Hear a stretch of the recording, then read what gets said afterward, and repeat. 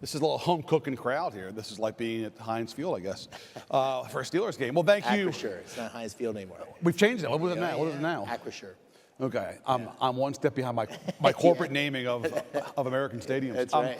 Thank you, Senator, for being here. Dave McCormick, the senator from Pennsylvania, a son of Western PA, a Steelers fan who flirts with the Eagles occasionally, but mostly a Steelers fan. Right. Senator, thanks for doing this. And let's start, speaking of Pittsburgh, let's start with the Steel City, which actually isn't really the Steel City anymore. It's sort of the healthcare city now. It's the innovation city. It's one of maybe the great, if not untold, undertold stories in American life in the last 30 years, which is the revival of Pittsburgh. And I know you feel passionately about this. And last month, or I guess 2 months ago now, you convened an extraordinary array of executives in Pittsburgh. I saw the crowd there, and I was sort of curious in my head how the airport could have fit that many Gulfstreams, who I'm sure came in that day. Tell us about that event in Pittsburgh that you put together about the energy economy, how it came about, and what you guys hope to use from that going forward. Yeah, well, thanks for having me. Great to be here. You know, that was something I talked about on the campaign trail, was the fact that America is in a competition with our biggest adversary, China, for leadership in AI and leadership in energy. And you sort of have to say those in one sentence, because innovation in AI and leadership in AI is dependent on enormous innovation and growth in energy production, energy capability. And on the campaign trail, I kept saying, listen, Pennsylvania, Western Pennsylvania, but also Northeastern, is uniquely positioned to lead that charge. Because we have enormous energy, second largest energy producer in the country, fourth largest natural gas reserves in the world. You have this incredible skilled labor, which is necessary to build these big data centers, to build the energy platforms. You have incredible universities, Carnegie Mellon, Penn, and so forth. And you've got proximity. Pennsylvania is within 500 miles of more than 60% of the population. So we have these ingredients that's unique for this moment. And so I called the president and said, hey, I'd like to do this summit in Pennsylvania. Would you be willing to be the leader of a CEO roundtable? And he said yes. And then we invited his cabinet. We invited energy CEOs, technology CEOs, investing CEOs. We invited some of the biggest investors in the world. And they all came to Pennsylvania. They all showed up. They all showed up. And it was a huge success, in part because I think that kind of convening hadn't happened with energy and AI together. There was $92 billion of investment announced. 92. $50 billion of energy infrastructure, $40 billion of data centers. There was 150 media outlets, so we could sort of tell the story. And on top of that, there was announcements that led to many tens of thousands of jobs. And the final thing I'd say is, because, and you follow this, I think probably better than anybody, Pennsylvania really is at the core of the future of American politics. Who wins Pennsylvania in the presidential elections of the future has a lot to do with what happens in Pennsylvania. So Pennsylvania gets a lot of action. I've noticed that. And I'll say a final thing, it was bipartisan. So we invited Senator Fetterman, Governor Shapiro. So you have all the key people you need to make sure Pennsylvania is at the forefront of the future. And there was also news, speaking of Governor Shapiro, that Amazon's making what I think is the biggest single jobs investment in Pennsylvania. How does that tie into what you're trying to do with the energy sector in Western PA? Four big things have happened, which are all connected. Let me connect the dots. One is the announcement of Nippon and U.S. Steel. That sort of doubles down on Pennsylvania being at the core. You got a role in that, too. Domestic steelmaking. I spent time with the president, was an advocate of that. But that brings back all this next generation technology in steelmaking, creates 10,000 new jobs. Very dependent on energy. Second big announcement was the Amazon. Governor Shapiro and I did that announcement together 6 miles from where I grew up. That's $20 billion of investment. 6 miles from where you grew up. 6 miles from where I grew up. I grew up in Bloomsburg, and that was in Berwick, which was a neighboring high school. Third announcement was at the Energy Summit, which is the energy infrastructure and data centers. And then just 2 weeks ago, Hanwha, which is a big Korean shipbuilder, had bought the Philadelphia shipyard, announced $5 billion of new investment, 5,000 new jobs. These things are all connected because we're in the middle, or the beginning, I guess, of a manufacturing, energy, artificial intelligence renaissance. And Pennsylvania's got all those ingredients to be a key part of it. And I tell people in Pennsylvania, we're not just in a competition with China. we're in a competition with Georgia, Yeah. and Texas, and Right. Tennessee, right? Because we want to be the place that investment comes, so we need to lean into it Yeah. and make Pennsylvania as attractive as possible. Speaking of that Nippon Steel deal, it reminds me, I heard a great anecdote. You can tell me if this is true or mostly true at least, but it really captures this moment in Washington and this moment with President Trump, that you worked very aggressively with the president to get that done. And you had conversations with him, personal conversations. And at one point you said something like, who's kind of your point person on this? Who should I follow up with? And he said, well, Dave, it's me. Or something like that, right? Yeah. He is the one who wants to be the point person, right? Yeah, he's in the middle of it. Yeah, on the campaign trail, listen, I had raised questions and concerns about Japan, a Japanese company owning U.S. Steel, and the president had as well. And he came to Pennsylvania for the wrestling championships. In Philly. In Philly, and so I had a couple hours sitting next to him. And I said, what are you thinking on Nippon U.S. Steel? And we went back and forth on the pros and cons, and I said, so who should I work with? He said, you're looking at him. I'm the guy you should work with on Point of contact is me. Yeah, he was going to be very actively involved. And he wanted to do two things. He certainly saw the benefit of domestic steel, next generation technology. He also had the national security concerns, and Japan had a history of dumping in steel, so he had to go over that. But the thing that I think got him there is, and the reason it was such a great opportunity is, these are the folks that voted for him. Yes. These steelworkers, when we... Oh, sure, it's his base, right. Latrobe and big rally there. It's like 70-30, yeah. Yeah, you see the steelworkers there, and both of us promised on the campaign trail to do everything we could to create opportunity for those working families, and I think that was what got him there. And hey, speaking of technology, I think that wrestling championship in Philly that you guys went to may have been the last Trump-Elon outing before the breakup. So you may have been there for an historic moment, Senator, before he and Elon went their separate ways. What was that like, though, with Elon? Because I'm sure you had a chance to talk to him about tech stuff, too, right? Well, the wrestling is a huge thing in Pennsylvania. My wife's from Texas, just does not get how important it is. It's in the bloodstream of Pennsylvania. And I wrestled in high school and college, and so it was a big deal to me. And the wrestlers in Pennsylvania came out big for President Trump and for me. So, and Penn State's been the national champion times. So I invite him to come, and he says he's going to come. And we sit down and watch the national, and he had agreed to be there for an hour or an hour and a half. And the people are finishing the matches and getting their words. They're coming up and doing selfies and doing the president's hand. So he's really getting into it. And in a couple places, it's a little bit boring. And the president says, no, I'm staying. I want to stay for the entire thing. Yeah. And at the end, it's like this. It's a made-for-TV movie kind of thing, where the heavyweight match is an Air Force guy wrestling against the gold medalist. This is a guy who had won the gold medal and was a national champion. So it was a huge, the odds were much against the Air Force guy. And he comes out wearing an American flag. It was like out of Rocky. He beats the Olympic champion. Right. He stands up and salutes. And the place goes crazy. And Elon says, that's the greatest, So Elon, we lost him in the middle, but he came back strong at the end for wrestling. And it was another great example of the coalition. Yes. In Pennsylvania, I can't speak for other places, that elected Trump and me. These are folks that are mostly working families that want the country to be in a better place. Let's talk about AI for a minute. And the competition with China going forward. Look, obviously, if you look at the stock market, the entire stock market boom right now is based on the promise of AI, right? I mean, if you look at the stocks right now that are carrying the S&P, it's no secret. Tell me where your head is on this. Are you a believer in the future of AI in terms of economic benefit, or are you a little worried now that this is a bubble? Yeah. Well, first, I think if you look in history, there are moments of enormous disruption. We're in such a moment of enormous disruption.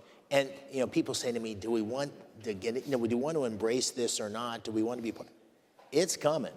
It's happening. It's here, yeah. So it's not like you can decide whether you want to be part of this. The question is, this is the internet, basically, right? Exactly. And do you want to lead? Coming. Do you want to be on the front end of trying to shape your destiny? Yeah. Or do you want to be on the back end of it? And, there will be parts of it that way overperform our wildest expectations, and there'll be other parts of it that don't live up to the opportunity. It's like all revolutions or transformations. you can't kind of predict the end, but there's something profound happening. I was in the middle of the internet boom bubble. I was a CEO of a publicly traded tech company in Pittsburgh at the time.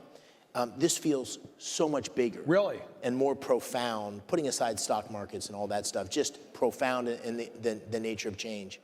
What would you compare it to?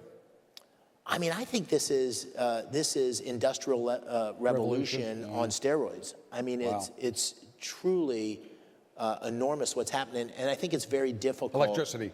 Very, very difficult to predict. The thing I would say, at least what I'm seeing in Pennsylvania, is if you think about the disruption that's coming, I think in the foreseeable future, the next 5+ years, it's going to be much more disruptive on white collar jobs than blue collar.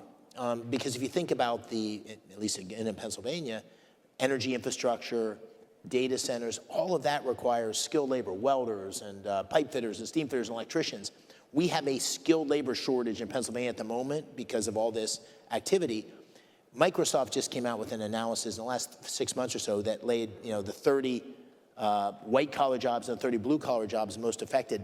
Most of the I saw that. It's the plumbers are going to be okay. Yeah, the plumbers are going to be okay for the foreseeable future. Does that mean we're going to have to shift this next generation of kids coming up to trade schools and tech schools? Well, we need to sort of build the capacity we have. I grew up in rural Pennsylvania. My dad was a college president. I grew up thinking a college education was the path.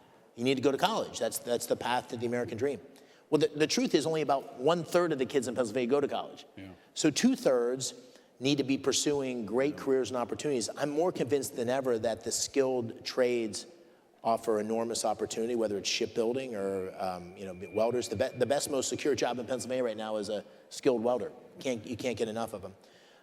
On the white collar side, I think that's where you have the most profound change. Go do a, I just did chat GPT, yesterday or the day before, and I said, lay out the best thinkers on the deficit and the debt. What are the 5 biggest creative ideas? I mean, in a matter of 5 minutes, you had this most remarkable description of a number of different ways to think about things. I think that is the opportunity. And what does that mean for lawyers or journalists, or whatever? I think the one thing Hill staffers. Exactly. No, absolutely. I think you got to embrace it.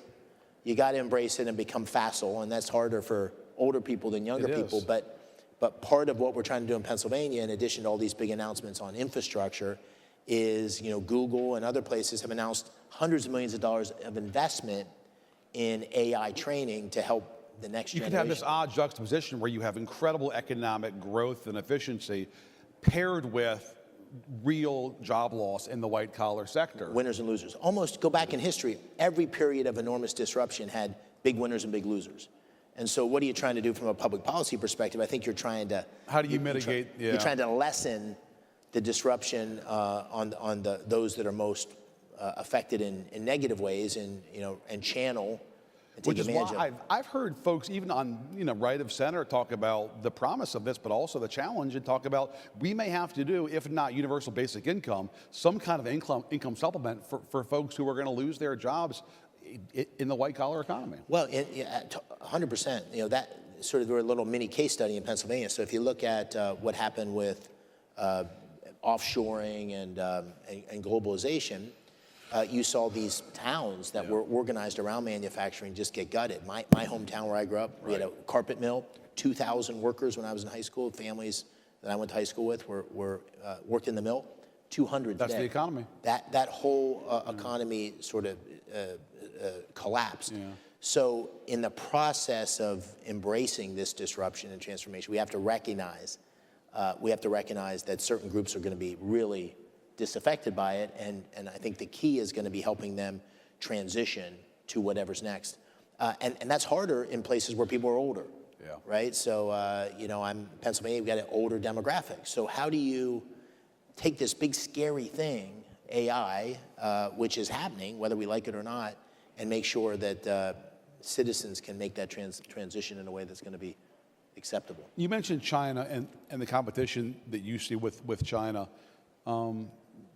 Are we falling behind China right now? Or frankly, are we behind China right now? already. Yeah, I think we should be deeply worried. I think we can, we are blessed with the intrinsics to win, to remain the global superpower, but we're challenged by an adversary that exceeds its ability of any adversary we've ever had in modern times. And so it depends on what we do. And if you look at China, in 2017, China laid out the 20 key technologies that it wanted to have leadership on, very focused government action on a number of those, and they've had huge success. They've closed the gap in a number of areas.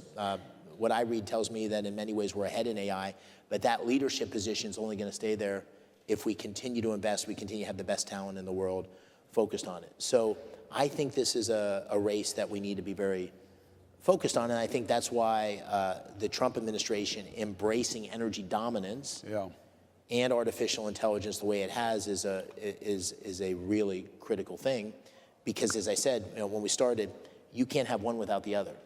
So energy leadership, energy dominance is a necessary prerequisite of AI leadership. You come out of the private sector. I think it's safe to call you a free market guy. You support capitalism.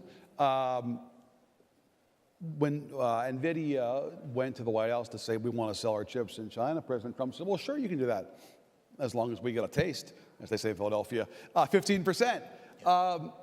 Were you comfortable with that, the federal government taking a share of a private company's profits? Well, I think generally we have to be very careful about the role of government in business. Like I advocated, for example, in the case of Nippon, some sort of golden share, some sort of structure that would give the United States protection on its domestic steel industry and capability. But it's a slippery slope. So I think we need to have a lot of care, and the way we have to think about What's the line in the sand there, Dave? Well, I think the line in the sand is, first of all, you have to recognize that whatever the party in power does, the next party is going to, there's going to be a precedent set. So you have to live by a set of principles that you'll hold true to regardless of who's in the White House. Anytime you start to distort free enterprise, I think you have to be doing it with a recognition that decision-making process is to solve one of two problems. An issue of enormous national security. So we're going to do some things that are outside the norm of free enterprise because the national security implications of not doing it are profound. Or the second area is where there's a market failure of something that is of such national significance. So, for example, a nuclear power. We now have a challenge. Part of it's regulatory, but we have a challenge. So how do you think about public policy and the right direction for public policy to make sure that our nuclear industry comes back? But I would say that you need to have a consistent set of principles that you would apply each one of these things to and say, hey, that holds true. And that if the other team was in charge, we would feel great about it. Because your colleague Bernie Sanders, who I think is safe to say is less of a capitalist than you are, he was quite fond of this arrangement. I saw, which was very telling to me. Yeah. I mean, and listen, these are tough calls. So I'm not making the point on this one or that one. I'm saying generally the way to think about it is, I believe, a set of principles and guidelines that you could hold to. But you don't want to see like the government take a share of Lockheed Martin, for example. No, I think I think our defense industry is a particularly interesting one. I think the biggest challenge on defense is not that the government's not involved enough, it's that the procurement process, acquisition process, hasn't been open enough to free enterprise. And it hasn't allowed some of these early entrants to come in and really shape future defense. That's one of the things that's happening now under the Trump administration, is we're trying to open up that acquisition process. But by and large, capitalism has been the greatest creator of wealth in human history. It's been the greatest mechanism for drawing people out of poverty. So anything we do that's sort of undermining free enterprise, I think we need to look at it with a key set of principles and goals. And there's news just this week about TikTok, speaking of China. How do we ensure that app, if it does live on with some degree of Chinese ownership, or access, does not constitute a national security threat to this country? Well, I'm just reading about this morning. It sounds like there's been some progress on the negotiations with China.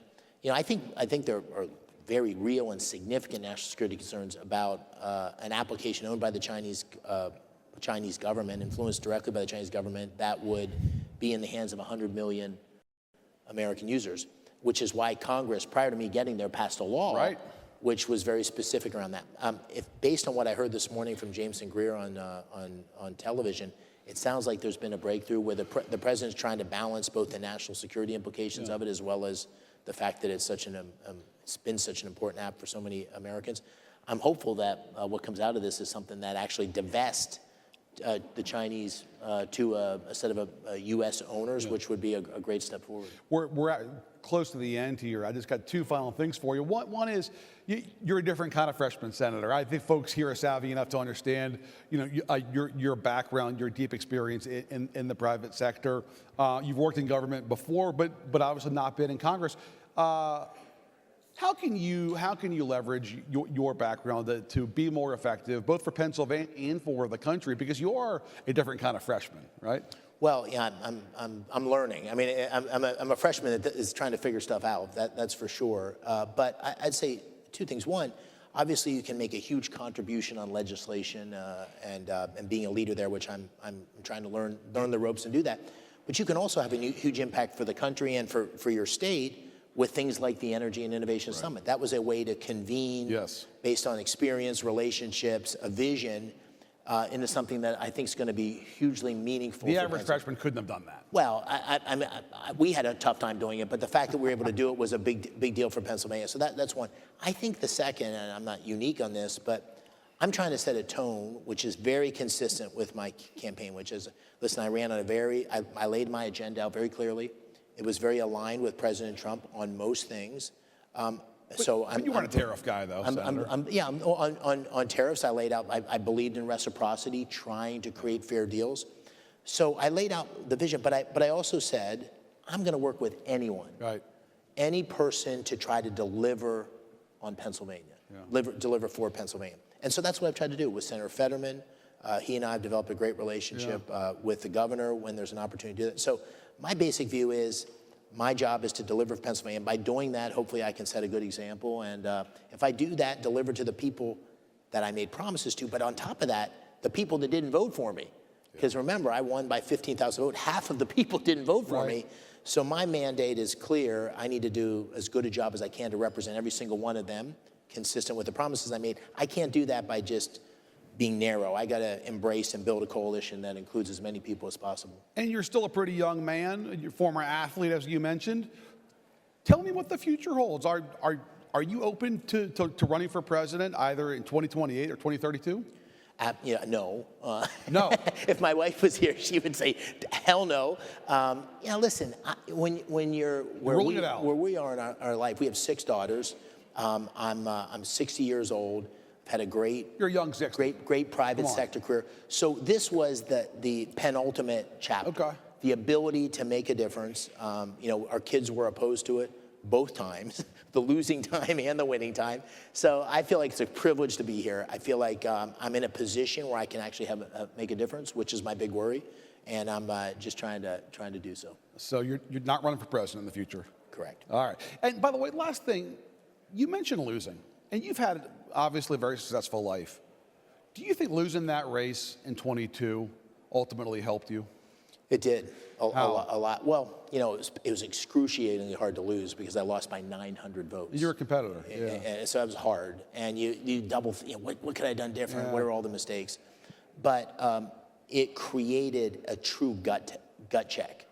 Do I really want to do this? Yeah. Why am I doing it? Yeah. Is this really where I think I can make the biggest difference? Is this ego or is there something deeper here? That was first thing. Second thing, I got a lot better. Huh. I tell my kids, and everybody suffers failures. Failure is the thing that happens before success. Yeah.